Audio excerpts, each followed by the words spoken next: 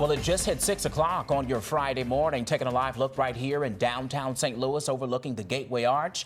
Like I said, at 5 o'clock, heat and humidity continues. You can read that right there at the bottom of your screen, and you're certainly going to feel it when you step outside. I say good Friday morning to you. Thanks for waking up with us here at 6 o'clock. I'm Justin Andrews, in for Maurice Drummond. And I'm Taylor Holt, in for Claire Kellett, joined by Leah in the Weather Center, in for Matt. We are all feeling a little bit of that heat fatigue. Well, Drone 4 right now flying over a major roadway still closed for cleanup right here. Again, these are live images after a fatal crash involving a pickup truck and a dump truck full of asphalt in St. Louis County. What we're learning about those involved at this hour.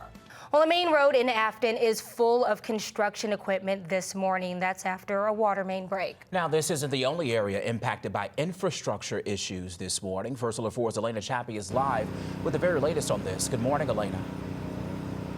A teenager is facing charges for allegedly killing another teen in a North St. Louis neighborhood. Right now, 18-year-old Daryl Bailey is charged with first-degree murder and armed criminal action.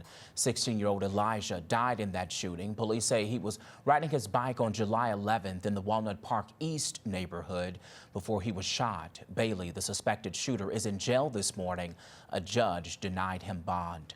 Here at First Alert 4, we are learning more about that stabbing at a Walmart store in the Metro East. 19-year-old Kevin Fuller is facing multiple charges after police say he stabbed one of his co-workers at a Walmart in Collinsville. This happened Wednesday afternoon at the location there on Collinsville Crossing Boulevard. According to officials, there was a dispute between Fuller and another worker there. Well, the employee was taken to the hospital in stable condition right now. Fuller is charged with first-degree murder and 2 counts of aggravated battery. This is a good opportunity to make sure you stay connected and get the first alert to what's happening right here in the St. Louis area. All you have to do is visit firstalert4.com and turn those push notifications on. That way you can get instant updates on the First Alert 4 news and weather apps. Looking west right here down Market Street in downtown St. Louis, looking really good at 509, but it's certainly not feeling it. 77 degrees already. That heat and humidity, it's going to slap you. Stick with us. We'll be back. Happening today, local small businesses impacted by severe weather can get help applying for loans. A disaster loan outreach center is opening at the Mid-County Branch Library there in Clayton. It will be open at 9 o'clock this morning. The Small Business Administration will be there to answer questions and to help with loan applications. Those impacted by the tornadoes in March and May can apply. Tomorrow, the Urban League is once again hosting a community giveaway for those impacted by the devastating May tornado. If you're in need, stop by the Urban League. It's at the headquarters there on Kings Highway to pick up free food, toiletries, and any essential resources. The giveaway starts at noon tomorrow and runs until 3 p.m. A local lawmaker asking for more money to make sure everyone is accounted for. It's 5:12 and it's common to see ducks swimming in a pond, right, Taylor? It is. We've seen it before, but some little ducklings took a different approach and had a pool party. Yeah, you heard that right. And I can relate to this because my pool, the ducks get stuck all the time. Really? And me and the people in the office, we are constantly going out there and scooping them out or putting in a little ramp so they can climb out themselves. So you know that firsthand almost. Yeah, and they don't understand that we're trying to help them. Make it very difficult. They just want some water, that's all. Something we're certainly going to be needing in these high conditions. I've been telling everyone, if you're at the... But what happens when they can't read the handwriting on that envelope? Where does your mail go then? Well, when an address is not legible, the local distribution facility tries to figure it all out, right?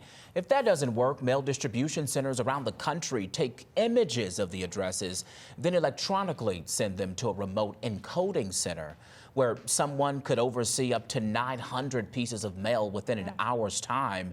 If they can't figure that out, they then have to do an inspection on the mail by hand. And then if that's not successful, it's returned to the original sender. Live, First Alert 4 starts now.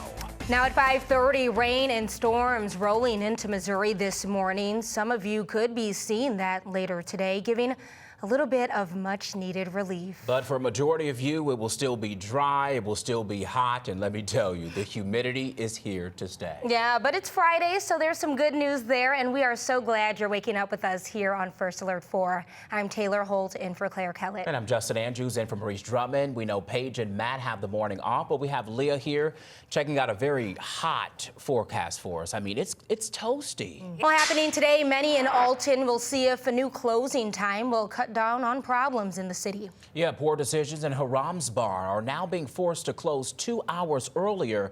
The city taking away their late-night liquor license. First Alert 4's Haley Kirby is live at Poor Decisions for us this morning after hearing from business owners. Haley, they're wanting to know why the sudden change. Haley, obviously some changes coming to businesses there in Alton. Thank you. Well, a sudden sharp turn on a bicycle path has left a cyclist in the hospital. Yeah, now he's only speaking with us here at First Alert 4. Well, we're hearing from the St. Charles County executive after the Missouri Supreme Court decided to ban tax stacking on marijuana, bringing major financial impacts to our region and impacting price tags customers will see at marijuana stores. This all stems from a lawsuit filed by a Florissant dispensary back in 2022. At the time, customers paid a 3% marijuana tax from the city of Florissant on top of a separate 3% tax from St. Louis County. Overall, some customers were paying 20% in sales taxes. Well, the decision means several other counties, including St. Louis and St. Charles, are slated to lose millions of dollars in tax revenue. We spoke to St. Charles County Executive Steve Ellman. He says they have already collected over $3 million from the sales tax. That's when we asked him, where will all of that money go? A witness a burned pickup truck with pretty heavy damage there, Justin. And Taylor, we're kind of seeing that asphalt as we're on the air. If we can stick with this live shot right now, because that black stuff that you see right there, that is probably that asphalt. But you also see the mangled metal that is right there as well. I know earlier they said they expect this area to be cleaned up by around 6 o'clock this morning, but I know that our shot just froze this morning. But based on the view that we saw, it doesn't look like that's going to be the case. That means they have about 15 minutes. And from this scene right here, it looks like they've got a long time before they get this area cleared. But again, we've got our eyes up above as well, also on the ground. We're also having our newsroom make any calls to get the details on when all of this will be cleaned up. It's certainly probably going to be one that's going to take some hours. Whew, we can breathe a little bit easier. It's coming soon, Leah. 5 thank days, you. we can breathe a little easier. We got this, Leah. Thank you. Well, ahead on First Alert 4, we finally made it to Friday. So we're helping you plan your weekend. Yeah, and we have details on an event organized by a former Cardinal who's spending his time off the field as a country singer. Well, it's been a little over 2 months since a deadly tornado ripped through our region. On the left side of your screen, the video is when the cleanup began, and then on the right side of your screen is from this week, showing you just how much debris and damage has been cleaned up. But there's still so much more to do. The Ungun Center is setting up a weekly food distribution in the newest temporary location at Friendly Village on Wells Avenue. The organizer telling First Alert 4 she is grateful for what Mayor Kara Spencer has done, but says there is more that needs to be done. A big question in all of this surrounds funding, both from RAM settlement money and state funds. So we asked Mayor Kara Spencer where the money is. This morning, we're inching closer to that 6:45 mark, and maybe you're heading out the door at 6:45. We have a live look right here at the big board for you this morning. Still tracking those 2 incidents that we've been talking about all morning. One, that water main on Watson Road. This is near 44. You see that icon right there on the map. And then that Overland right there at Page and Delman crash. This is one where that asphalt was spread all across the street there. We've been telling you about all morning. They were trying to get that open by 6 o'clock. It is 6:43 and it is still closed this morning because that is a lot of cleanup that they have to certainly go through to get that area clear. Well, today IDOT is adding to its list of closures around 111 at 270 in the Pontoon Beach area. IDOT will fully close the ramp from southbound 111 to westbound 270. It's scheduled to start today and last for about 2 weeks. IDOT says closures of 3 more outer ramps will be coming soon. Work on that entire interchange at 111 and 270 is expected to be done by the end of October. So we went back in our archives and found Hogan was actually right here in St. Louis. This was about a year ago.